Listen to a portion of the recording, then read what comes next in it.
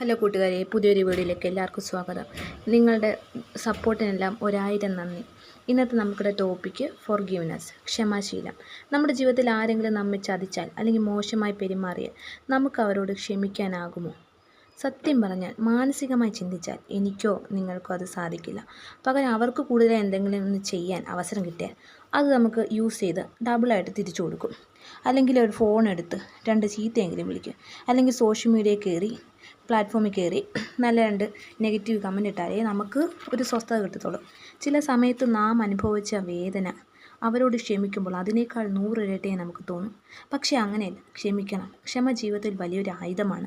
നമ്മളെ ചതിച്ചവരോട് വായ തുറന്ന് ഞാൻ നിന്നോട് ക്ഷമിച്ചിരിക്കുന്നു എന്ന് പറഞ്ഞു നോക്കൂ. നമ്മളിലേക്ക് പോസിറ്റീവ് എനർജി, പോസിറ്റീവ് വൈബ്, നല്ല ജീവിതം കടന്നു വരും.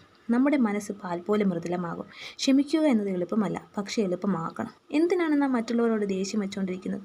ഒരു പൂവിനോട് നമ്മുടെ ജീവിതം ഉപമിച്ചാൽ രാവിലെ വിരിയും, ഉച്ചയ്ക്ക് വാടും, വൈകിട്ട് കൊഴിയും.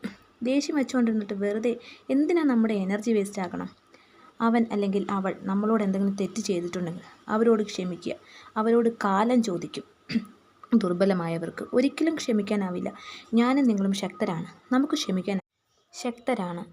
ക്ഷമിക്കാനാകും. ക്ഷമിക്കുമ്പോൾ കഴിഞ്ഞ കാലം നമുക്ക് തിരിച്ചു കിട്ടില്ല, പകരം ഭാവിയെ വിശാലമാക്കും. വിഡ്ഢികൾ ക്ഷമിക്കില്ല, മറക്കുകയുമില്ല. നിഷ്കളങ്കൻ മറക്കും, ക്ഷമിക്കും.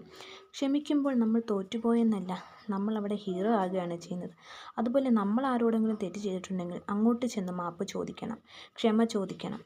മനസ്സിലെ കരട് എടുത്തു കളയണം. ആരെയും മനഃപൂർവ്വം വേദനിപ്പിക്കരുത്. ക്ഷമിക്കുമ്പോൾ അവരുടെ ശക്തിയാണ് നശിക്കുന്നത്. ക്ഷമ നല്ല ഒരു പ്രതികാരമാണ്.